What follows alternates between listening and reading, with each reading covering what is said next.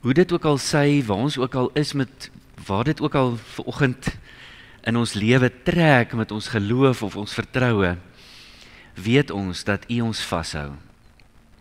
Of daar storms is en of die water rustig en sag en kalm vloei. U is getrou. Here Jesus, hier op die eerste Lydenssondag wil ons sê ons wil hierdie pad saam met U loop vir die volgende paar weke. Ons sou self nie lyding gekies het nie, nooit nie. Maar lyding is deel van die lewe en dit was deel van U reddingsplan. Dankie dat ons almal vanoggend verenig is, een is, deur U en in U. Amen. Liewe broers en susters, ek groet elkeen van julle in die naam van die Vader en die Seun en die Heilige Gees. Kom ons staan, ek dink ons gaan 2 liedere sing, dan loof ons die Here met ons 2 lofliedere.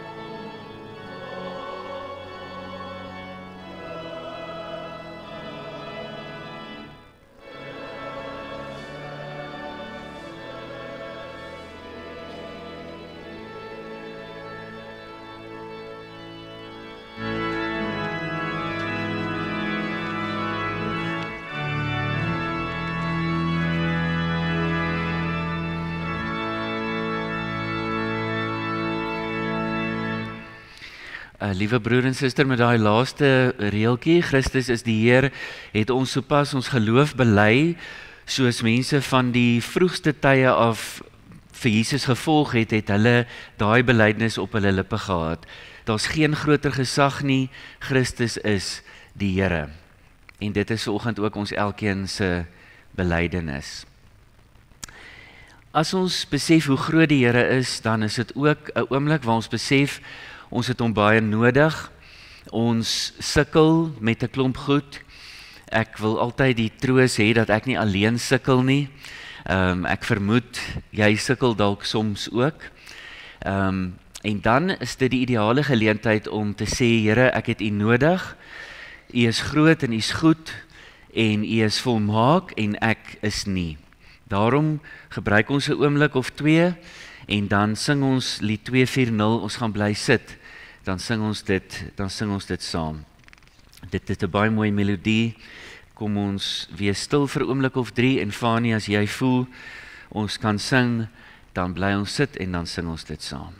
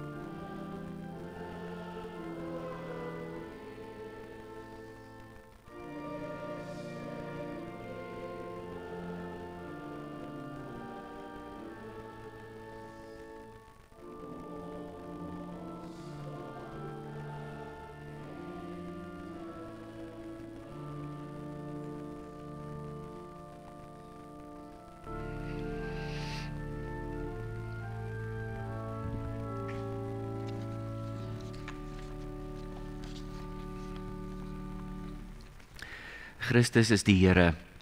Ek vra myself vanoggend af, as ek dit sê en ek bely dit saam met julle, wat beteken dit in my lewe?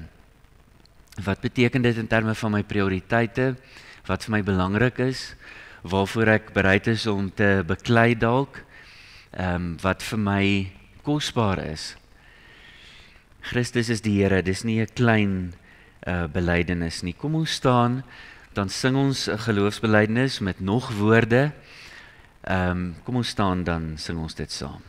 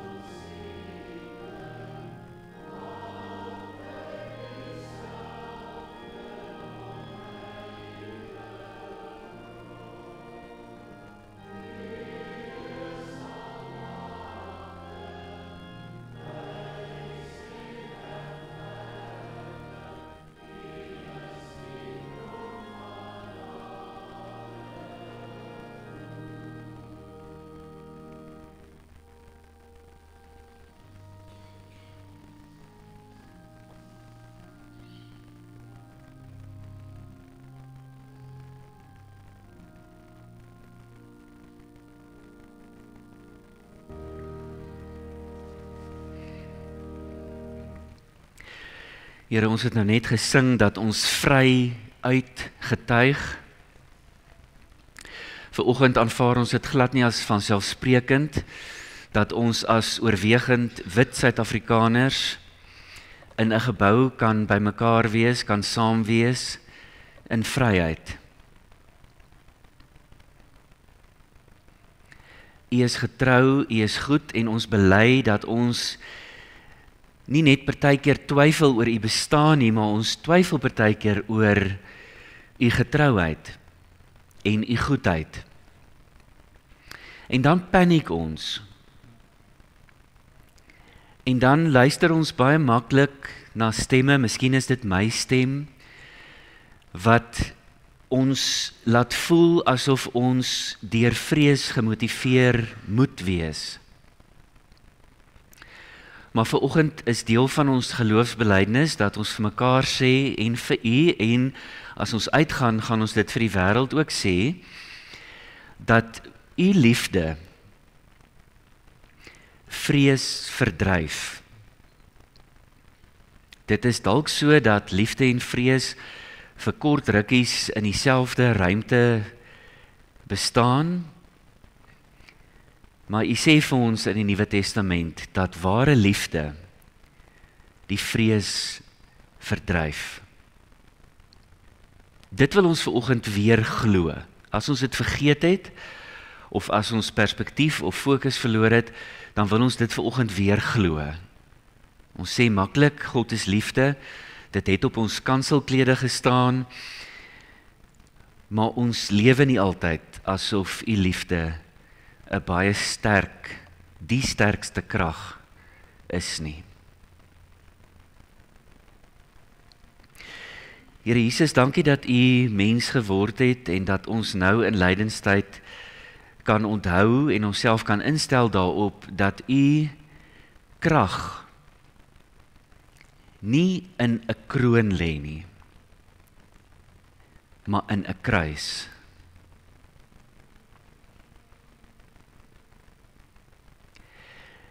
Heilige Gees, dankie dat U deur die eeue die woord lewend hou, omdat Jesus uit die dood opgestaan het. So ons is vanoggend bymekaar, ons word vasgehou deur U liefde en ons koers, ons pad word bepaal deur die geskrewe woord wat altyd weer die kollig laat skyn op U, die lewende woord. Ons maak ons harte oop om U woord te hoor. Amen. Vriende, ek het in die kort video gesê wat op YouTube verskyn het om ons tema vir lydenstyd bekend te stel. Ons kan nie anders, ek dink nie mens kan lydenstyd anders ingaan en beleef as om net oor Jesus te praat nie. Met al ons gebrokenheid, ons beperkte begrip, ons verskille van opinie, ons verskillende interpretasies van die Bybel selfs, ons moet net oor Jesus praat in lydenstyd. En dit klink so vreemd om dit te sê, ons gaan oor Jesus praat. Dit kan tog nie die enigste ding wees wat ons gaan doen nie. Jesus gaan ook oor ons praat en hy gaan ook met ons praat. Met my storie, met waar ek en jy vandag in ons lewe is. Hierdie is 'n ontmoeting. Dis nie 'n preek nie. Ek weet, ag asseblief moenie ophou om vir my te sê as die preek oukei was nie. Ek weet hoe julle dit bedoel, maar ons is nie hier vir die preek nie. Ons is hier om te bid, ons is hier om te luister, ons is hier om beweeg te wees deur musiek. Ons is hier om mekaar te geniet, mekaar te sien. Ek hoop dat ten minste een mens jou bly gemaak het toe jy hier aangekom het.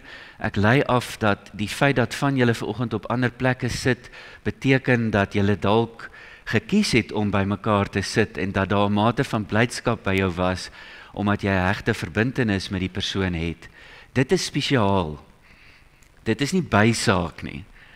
Die persoon langs jou en voor jou en agter jou is nie bysaak nie. Vriende, ek moet nou vir myself begin preek, want ek het vir Therese in die konsistorie vermaan dat sy nie te lank moet praat nie, want 10 uur gaan haar beerdkrag wees, na alle waarskynlikheid, en nou het ek al so ver afgedwaal van my eie notas en gedagtes, dat ek nou eers moet terugkom. So, ek gaan nou terugkeer na die pad en die mooi lig wat hier op my pad skyn. Vanoggend dan Matteus 16, dis Jesus wat vir sy vriende begin sê, ek is nie die Messias, ek is nie die koning wat julle gedink het ek gaan wees nie. As julle enige gedagte gehad het, dat ek triomfantlik met 'n goue septer in my hand en 'n juweel versierde kroon gaan opeindig, dan is ek nou besig om julle voor te berei daarop dat dit nie gaan gebeur nie.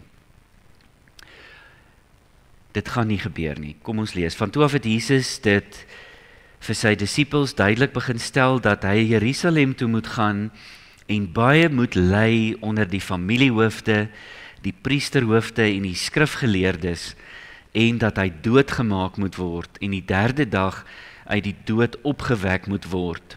Petrus het hom toe op sy geneem en hom begin berispe. Mag God dit verhoed, Here, dit sal beslis nie met u gebeur nie. Maar Petrus het na Jesus toe gedraai en vir hom gesê, moenie in my pad staan nie, Satan. Jy is vir my 'n struikelblok, want jy dink nie aan wat God wil hê nie, maar aan wat die mense wil hê. Toe sê Jesus vir sy disippels, as iemand agter my aan wil kom, moet hy homself verloon, sy kruis opneem en my volg. Want wie sy lewe wil behou, sal dit verloor, maar wie sy lewe ter wille van my verloor, sal dit terugkry. Wat sal dit 'n mens help as hy die hele wêreld as wins verkry, maar sy lewe verloor, of wat sal 'n mens gee in ruil vir sy lewe? Die seun van die mens gaan saam met sy engele kom. Hy sal bekleed wees met dieselfde heerlikheid as sy Vader en sal elkeen volgens sy dade vergeld. Dit verseker ek julle, daar's party van die wat hier staan, wat beslis nie sal sterwe voordat hulle die seun van die mens in sy koninkryk sien kom het nie. Dit is die woord van die Here.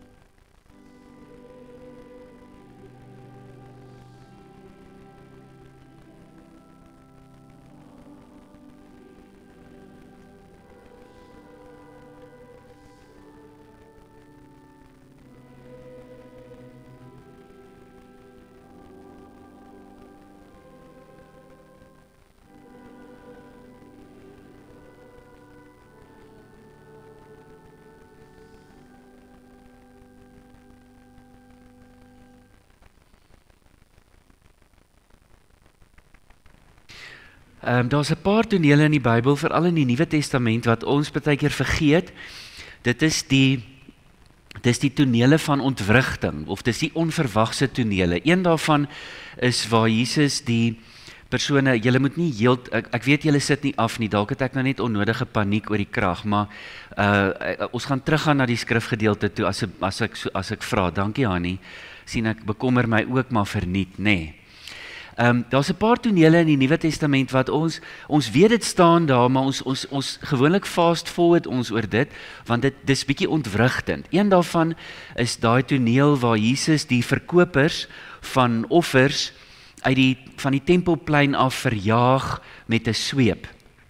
Hy's kwaad, hy gooi die tafels om, dis hoe kwaad hy is. Hy gooi die tafels om en hy verjaag hulle, hy jaag hulle weg, want hulle is besig om iets te doen wat heeltemal verkeerd is. Die ander toneel is hier in die skrifgedeelte wat ons gelees het, waar Petrus wil sy meester beskerm. Iets krap vir Petrus, dit krap vir Petrus so om, dat Jesus sê, maar ek moet doodgaan. Ek, jou leermeester, jou vriend, ek moet doodgaan. Dan krap het Petrus tot die mate om, dat hy sê, nee Here, nee, dit mag nie gebeur nie. En dan staan nie dat Jesus omdraai, en vir Petrus as Satan aanspreek.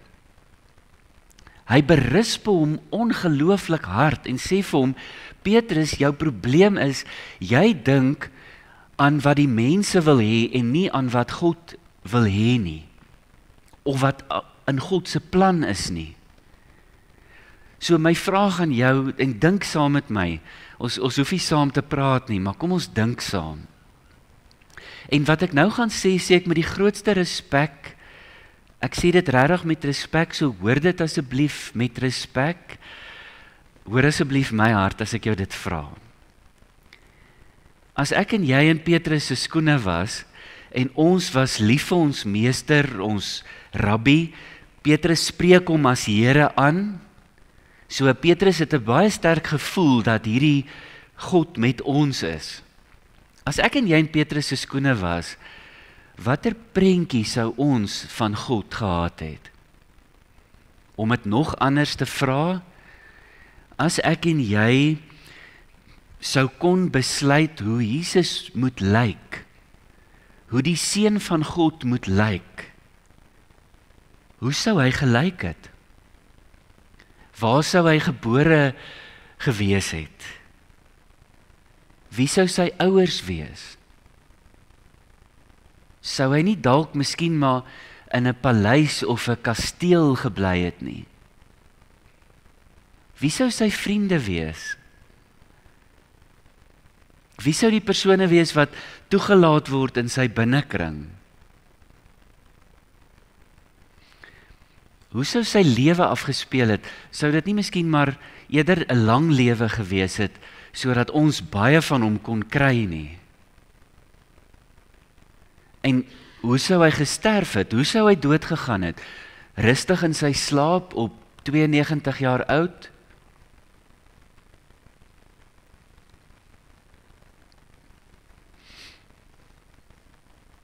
Dis nie die krag wat God in Jesus openbaar nie. Dit is nie wie Jesus uiteindelik is nie. Hy is soveel anders as wat ek en jy sou verwag, net soos Petrus. Ek sou ook wou sê, nee Here, dit kan nie wees nie. U gaan nie nou al doodgaan nie. Kyk hierdie hoogtepunt, kyk hierdie pad waarop u is. Kyk al die mense. Kyk wat u doen, dis 'n revolusionêre beweging. Kyk na u binnekring. In u binnekring is daar nie invloedryke mense nie. Daar word vrouens wat gesondig het. Snaaks net dat die vrouens gewoonlik soms uitgesonder was in die Bybel. Dit bly tot vandag 'n raaisel. Waar was daai man van Johannes 4 met wie die vrou oorspel gepleeg het? Nee, sy is nie in die kollig nie. Jesus vat haar na sy binnekring toe. Hy sit haar teenoor sy hart. En die kinders pla ook 'n bietjie. Hulle val vir Jesus lastig. En dan kom die disippels en sê, nee, bly weg. En Jesus tel een, ek weet nie, kan nie nou onthou of dit presies so staan in die evangelies nie, maar Jesus vat dan die kind en sit hom op sy knie. Die koninkryk van God lyk heeltemal anders as die koninkryke van ons tyd.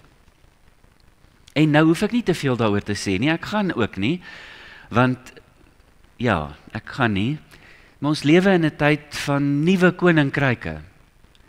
Ons lewe in 'n tyd waar die slagspreuk might is right oornag 'n wenresep geword het vir sukses. As jy nie wil doen wat ek sê nie, sal ek jou land platskiet. Oornag in 'n kwessie van 6-7 weke, maar met 'n lang aanloop, het might is right 'n baie interessante slagspreuk geword. Dit is nie nuut egter dat in die mensdom onder ons, in my en in jou, is mag, wat is die Afrikaans tog, help my net gou daarmee, dis 'n currency, dis 'n geldeenheid, as jy wil. Mag is 'n currency. Mense onderhandel oor mag, bewustelik of onbewustelik. Ons doen dit met mekaar. Ouers doen dit met kinders, onderwysers doen dit met leerders, in corporates gebeur dit die hele tyd. Mag is 'n currency. Hoe meer mag, hoe meer invloed. Hoe meer invloed, hoe meer sukses. Hoe meer sukses, hoe meer geld. Dit is die wysie waarop ons lewe. En dan, weens tyd, sal ek nie kan aangaan oor vrees as motiveerder nie. As jy nie, dan gaan. In Lydenstyd 2025 dus, en elke jaar sekerlik, die akteurs en die karakters verskil, maar die storie bly grootliks dieselfde. Dis die storie van die koninkryk wat kom tot die mate dat Matteus 16 afsluit met: hier is van julle wat nie sal sterwe voordat julle die heerlikheid van God op sy troon gesien het nie, die heerlikheid van die koninkryk gesien het nie. En kan ons net vir mekaar sê wat dit was? Dit was die kruis. Dit was dan die simbool van die koninkryk. Ondenkbaar. Dit maak jou amper ongemaklik in jou derms. Dit laat jou amper siek voel om te dink dat dit uiteindelik die simbool is van die koninkryk van God. Maar dit is. Dit is. Jesus is besig om vir sy disippels te sê, die pad na heerlikheid, wat sou 'n lekker ander woord vir heerlikheid, glory, die pad na roem, die pad na invloed, is nie, ook mag ek net by sê, en ware mag, is nie langs 'n geteerde snelweg, of 'n voetpad, of 'n breë pad met parels ingelê.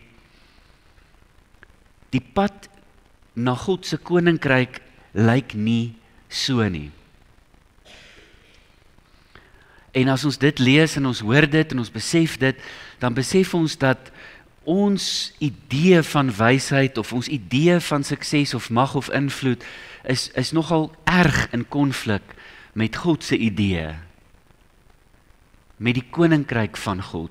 Dit is in konflik, ons moet dit vir mekaar sê. Natuurlik praat Jesus eintlik ook indirek reeds die taal van die Ou Testamentiese wysheid.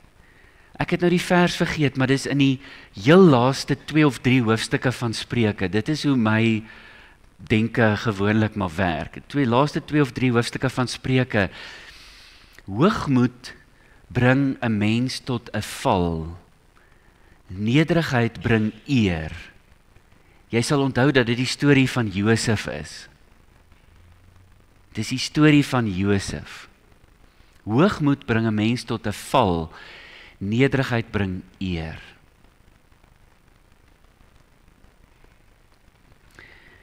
Wat is my en jou pad na heerlikheid, na glory en na redding? Waar is ek ver oggend in terme van daai pad? Jesus se oproep is baie duidelik. Vers 24. Nadat Jesus vir Petrus berisp het, hy het hom Satan genoem, hy het gesê, jy staan in my pad, jy's 'n struikelblok. Vers 24, toe sê Jesus vir sy disippels, as iemand agter my aan wil kom, moet hy homself verloon, sy kruis opneem en my volg. Want wie sy lewe wil behou, sal dit verloor. Maar wie sy lewe ter wille van my verloor, sal dit terugkry. Wat sal dit 'n mens help as hy die hele wêreld as wins verkry, maar sy lewe verloor? Of wat sal 'n mens gee in ruil vir sy lewe? Die seun van die mens gaan saam met sy engele kom. Hy sal bekleed wees met dieselfde heerlikheid as sy Vader en sal elkeen volgens sy dade vergeld. Ek gaan afsluit met 'n verwysing na Matteus 25. Einde vers 27 van hoofstuk 16, hy sal elkeen volgens sy dade vergeld. Nou kan 'n mens sê, maar Here, watter dade nou? Watter dade van my?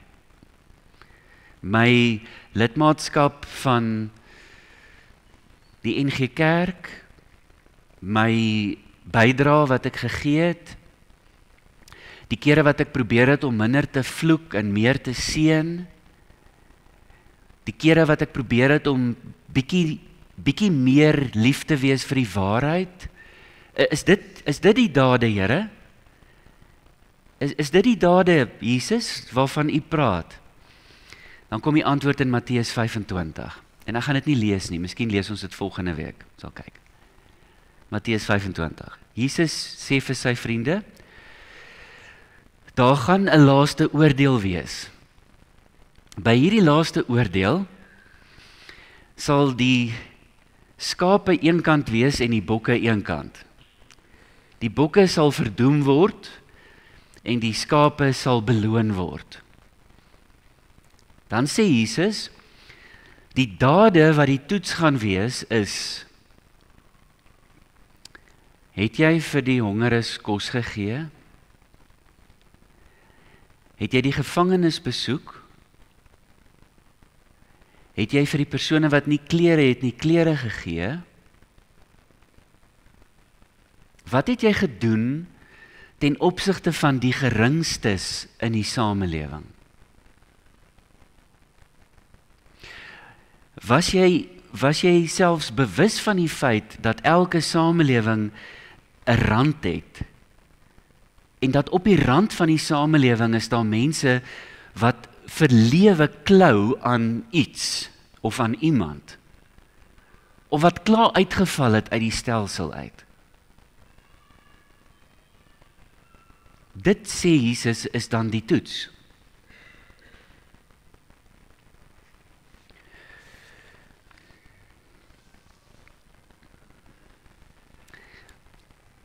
Dis nie 'n maklike ding om te sê, ja Jesus, ek gaan u volg nie. Dis maklik om dit te sê, maar dit is nie 'n maklike ding nie. Maklik om te sê, moeilik om te doen. Maar ek weet vir 'n feit dat jy saam met my stem dat nederigheid en opoffering en liefde, dat dit alles goeie goed is. Jesus in Matteus 16 sê vir sy volgelinge, ek gaan ly, ek gaan doodgaan, ek gaan na 3 dae opstaan. Dan raas hy met Petrus wat sê, maar dit is nie die idee wat ons van u het nie. Dit kan nie gebeur nie. En dan sê Jesus vir mense soos ek en jy, as jy my wil volg, moet jy jou kruis opneem. Want wie wil vashou aan hulle lewe, sal dit verloor, maar die wat hulle lewe weggee, sal die koninkryk van God sien. sal in die koninkryk van God wees en daar lewe. Heel laaste ding wat ek sê. Ek sê dit met die grootste eerlikheid en 'n mate van, ek hoop nie dis vals nie, maar mate van weerloosheid. Ons, ek en jy en almal van ons is in dieselfde bootjie. Ons is in dieselfde bootjie. Dis nie maklik om jouself te verloon nie. Dalk is daar van ons vir wie dit 'n bietjie makliker is. Maar dis nie vir een van ons maklik nie. Amen. Here, vanoggend is ons baie diep onder die indruk dat ons baie maklik oor U en van U praat. Daar's baie dik boeke geskryf met ongelooflike kennis, wonderlike dogmatiek, eklesiologie, Christologie, allerhande studies, bevindings en teorie. Maar dit is nie waartoe U ons roep nie. U roep ons om te sê, Here Jesus, ek wil U volg, hier is ek, en dit dan te doen. Dan vat U ons op dieselfde pad as wat U geloop het. Dis 'n pad wat altyd na die lewe lei. Dis 'n pad wat ons binne in die koninkryk invat, nie eendag nie, maar nou. Dis 'n pad wat vry maak en vryheid gee. Dis 'n pad waar daar baie vergifnis is, baie nederigheid. Dis 'n pad waar mense nie oor mekaar oordeele vel nie, maar waar mense lief is vir U en lief is vir die waarheid en lief is vir mekaar. Ons is baie bewus van die nodigheid vir daai manier van lewe in ons tyd. En Here, vanoggend voel ons 'n appel, ons voel dat U vir ons vra, volg my. Lê jou lewe af. Vat my lewe. Vat die lewe wat ek vir jou gee.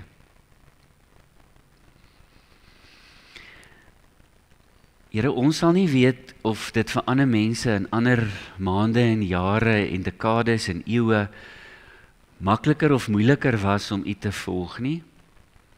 Maar ons besef dat in ons tyd daar miskien 'n prys gaan wees wat van ons gevra word. Ons weet nie presies hoe dit lyk om 'n ander pad te loop as die pad van groot mag, groot geld nie. Maar ons wil U volg. Dankie dat ons dit saam kan doen, as 'n geloofsgemeenskapie, as lede van 'n groter denominasie, wat 'n spesifieke en spesiale roeping het in hierdie tyd, en ook as burgers van Suid-Afrika.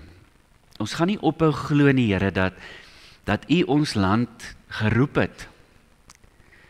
Die versoening wat U reeds tussen mense teweeggebring het, was nie verniet nie. Dis 'n duur versoening.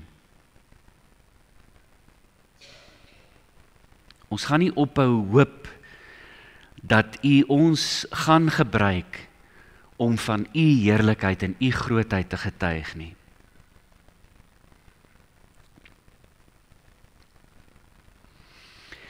Ons bid vir mekaar, ons bid vir die leiers van ons provinsie, soos wat Gys in die konsistorie gebid het. Ons bid vir die leiers van ons land. Ons bid vir die leiers van ons tyd. Al hou ons hulle nie, al is daar van ons wat hulle beskou as ons vyande, bid ons vir ons leiers. Ons bid vir hulle. Ons bid dat ons eerste die balk in ons eie oog ook sal uithaal. Dit vra ons en sê ons saam met dit wat ons nie vanoggend hardop sê nie, in die groot en goeie naam van Jesus, ons redder. Amen. Vriende, ons kan die Here met 'n offergawe dien.